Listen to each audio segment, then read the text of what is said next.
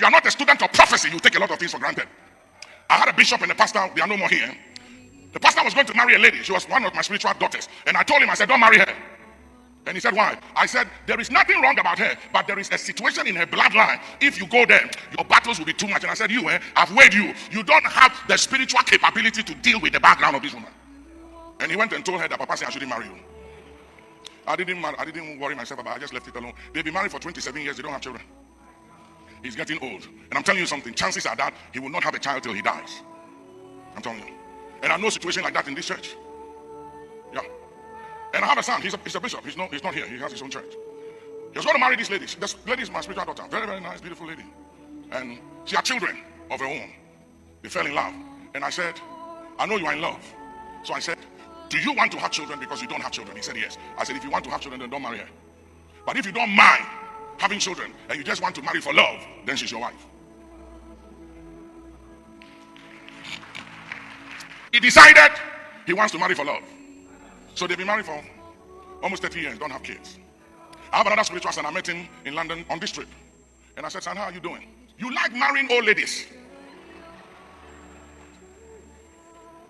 You see, I'm saying something that is very, very serious. I want to show you how paradigms work. And I said, look at your father and look at your grandfather.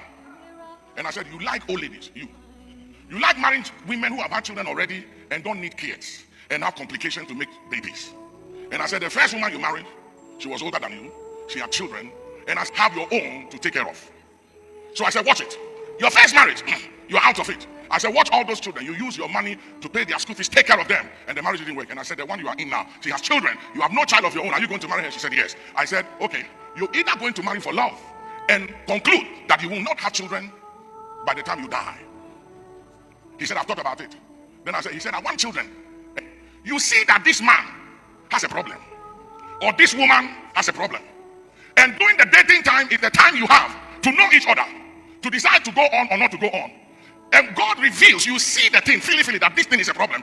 And then you begin to believe that after the wedding, and after you have been blessed, and after you are married, the marriage will work. So you go into it, believing that after you marry, the man will change or the woman will change. It's not true. It is what it is. And the reason why a lot of people have problems with me is because I say it's as it is. I don't fool around. I don't like messing with people's life. And hear me, I know a lot of people, I know a lot of women have problems with me. Because of my own afflictions and my own challenge and my background, a lot of women think that I am this man who is against women. I'm not against women. 2 of my daughters are married. I never want any man to mishandle any woman because of me, because I also have children. I have daughters. So I'm very hard with men. There are men sitting here. I'm very, very hard with them. But on the same note, I don't like women misbehaving. I don't. And hear me.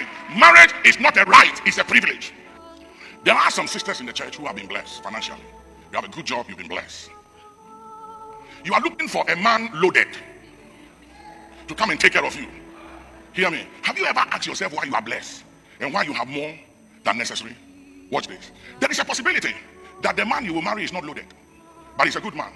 And by marrying and helping him, he will find his way and be blessed. So if you are not careful, you will be looking for a man that is loaded, a man that has money more than you to come and take care of you.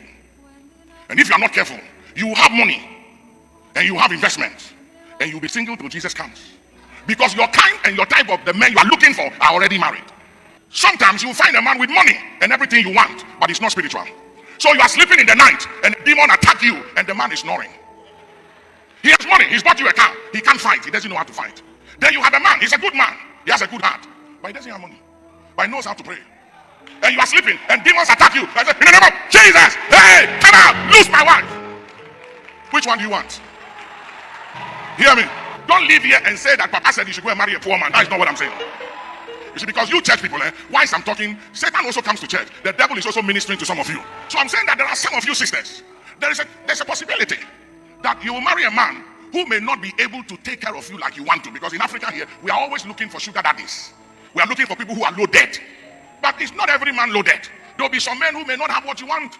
But a good man, all they need is a good woman in their life to help them. I'm just telling you. Because you know, a lot of these brothers, they don't know how to be organized. Women have capacity more than men. And I know some of you sisters, you are looking for ready-made. There is no ready-made anywhere. Some of these brothers, they need a little help. They don't even know how to put their shoes, and they throw their socks in the kitchen, their shoe in the bathroom, their singlet in the hall. When you come around, you bring structure. You bring order. And you spiritual brothers, you are always prophesying. You stop prophesying to the sisters and talk to them. Sisters don't marry prophets, they marry men.